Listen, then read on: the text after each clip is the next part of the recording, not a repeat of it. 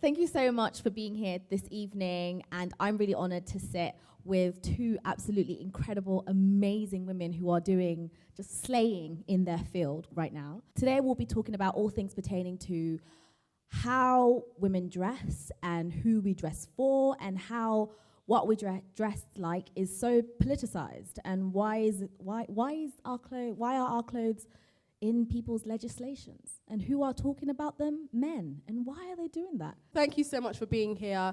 In case you don't know who I am, my name is Chidera, but I popularly go by the Slumflower on the internet. I am an award-winning blogger and a twice-published author. I'm Bethany Rutter. I was a blogger, a kind of plus-size fashion blogger. I don't do that so much anymore, but I just edited a book, which is over there. Go, girl! Yeah.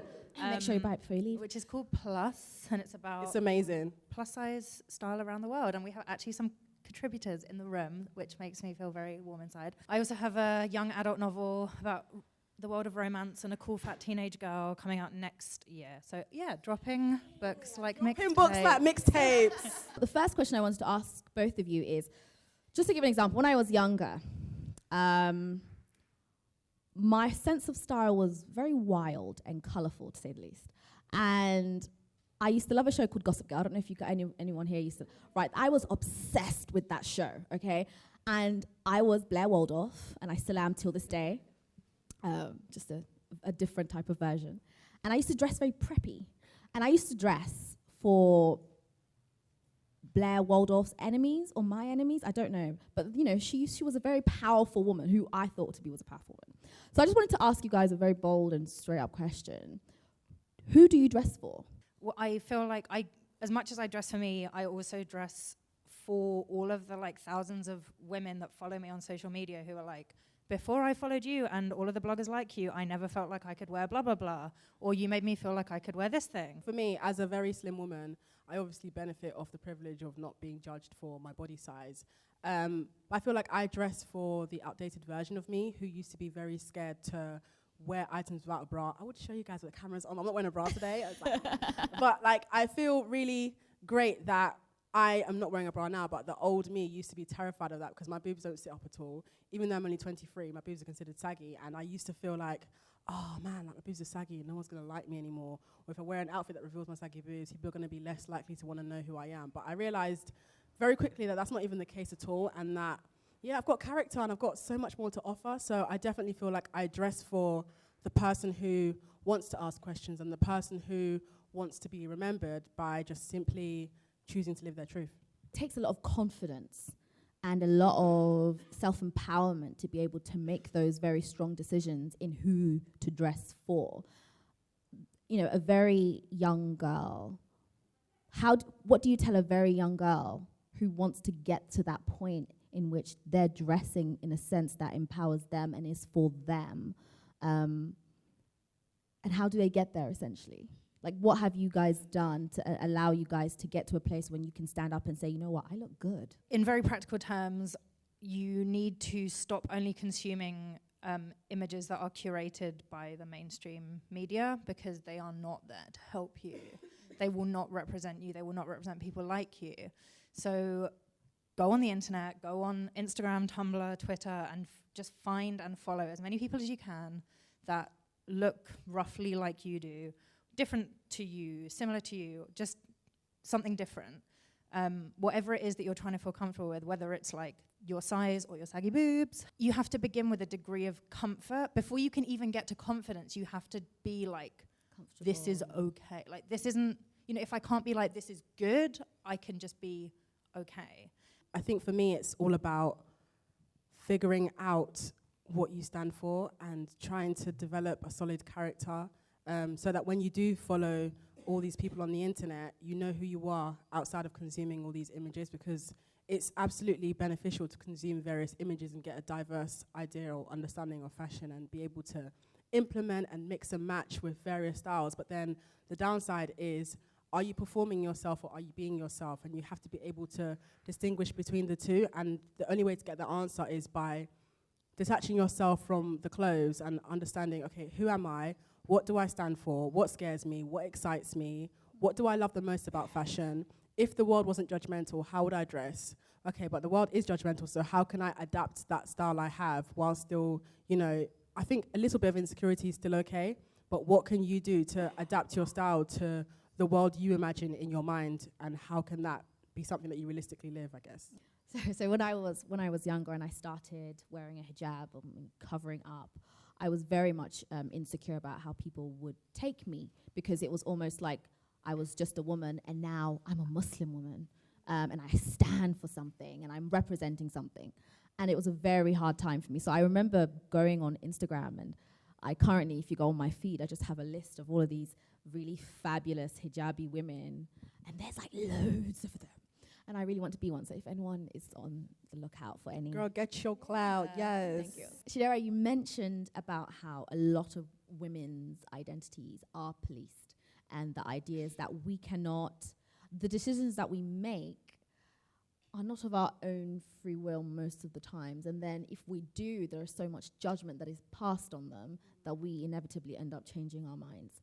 Now, with regards to how we look, you have the likes of France, who have like banned the niqab, which for a lot of women is who is their identity. And then you go to other places like Saudi, where there is this modesty that you have to wear. You have to wear modest clothes and not show so much skin. With that, with people just policing absolutely every part of who you are, how do young girls, maybe not even living in those places, but just casually walking on the road, how can they begin to take ownership, I suppose, of not only their clothes, but their identities, their intersectionalities, the things that make them who they are, in a world that tries to tell them, no, you're being too much yourself, you need to tone down a little? I think what's worked for me is figuring out what I'm not. So that list I make mentally then allows me to figure out what I am. And then in a world where my body is policed, my voice is policed, I find various spaces in the world where those things aren't policed. It's not always going to happen where they aren't policed at the same time. So there'll still be times when I'll be in one space and something else is policed, or I'll be in another space and something else is policed. But I will just try my best to live my truth as loud as I can. And you have to prepare yourself for those that you love to disagree with you heavily. Like with me, I have a constant back and forth with my mother, who is like the most important person in my life, and I love her dearly, but she's problematic. And it's hard, and I've only realized that she's problematic when I started being myself. I'm like, oh my goodness, like it's always the ones you love. But then I think why she's like that is because it's not really because of her, it's because of the environment that she's grown up in and the culture she's been raised by. But what we have to understand about culture, which is what informs all this policing, is that culture is created by men, for men. So most of these cultures prioritize the male gaze, and that's why women's bodies are policed, because if it wasn't about the male gaze, then men's bodies would be policed just as much, and men will be shamed just as much for indulging in activities that both people can take part in. So I think there's kind of literal policing and there's like social policing, and I think both of them, it's never really about the clothes, and it's about whatever the thing that you're looking at, the thing that you want to police, it's about what that is. Or so it's not really about what French Muslim women put on their heads, it's about controlling and suppressing specifically Muslim women in France. Yeah. And social policing, it isn't, when people kind of express an opinion on what plus size women wear, and as we get into like the summer, there's all these like horrible viral tweets, with a picture of like a fat lady wearing a bikini and like some witty caption. It's not about bikinis, it's about like wanting to control how women, how fat women exist, and to put them out of eyesight because you don't want to see them. So I think understanding clothes as a way of controlling people is very helpful. And I think decoupling it just from being about clothes and understanding it as being about like who are we trying to control, like when we say, Afro hairstyles are not neat and tidy enough for like customer facing jobs or whatever, like that's about controlling and policing black women, and like changing the places that they have access to work unless they conform to like bullshit standards. So yeah, I don't know. I think it's more useful not to think of like what am I allowed to wear and not wear, but think of like who are the people that suffer the most as the result of these policies, whether they're like real or kind of more social. We're going to open it up to the audience for any questions, any comments that you'd like to make. I was thinking about the thing where men kind of tend to take an hostage of women's bodies as a way of making their power bigger. I don't know really how to explain it, but in Sweden, I used to be a politician, and then my male colleagues could come up to me after like a debate on a stage or something and be like, yeah, I'm sure you did very good, but I couldn't really focus on what you were saying because your body, the way it looked, it made me think like of other things. And when you say that, oh my gosh, that's kind of sexist of you. It's like, oh, it was just a compliment. I'm sorry if you're sensitive. So it's not just like compliment, well meant. It's like a very, what you say, like they tend to do it to make their own power bigger and to make you insecure, to be like, next time you go up on stage, like, oh my gosh, and my nipples see through, how do I look? Are they gonna look at me? So you don't focus on what you're gonna say. So I was like, have you experienced that? And what is your like advice on coping with that? For me, for young women, sometimes they don't even understand what's happening. Yeah, it's kind of like what I was saying about not being distracted by bad feelings about your body means that you can navigate the world in like a more useful way. And this is like an active tactic that someone is using to make you feel inhibited and like distracted. Yeah, like that's so weird and rude. First of all, him complimenting you and then making you feel bad for seeing the loophole in his non-compliment, that's called gaslighting. And so for those who don't know what gaslighting is an emotional abuse technique that men use when they, well, actually anybody can do it to somebody, but men are mostly known for doing this to women, where they basically try to convince you that your reality isn't real. So let's say you were offended and you had every right to be offended, but he tried to make you come across as ungrateful for him dehumanizing you.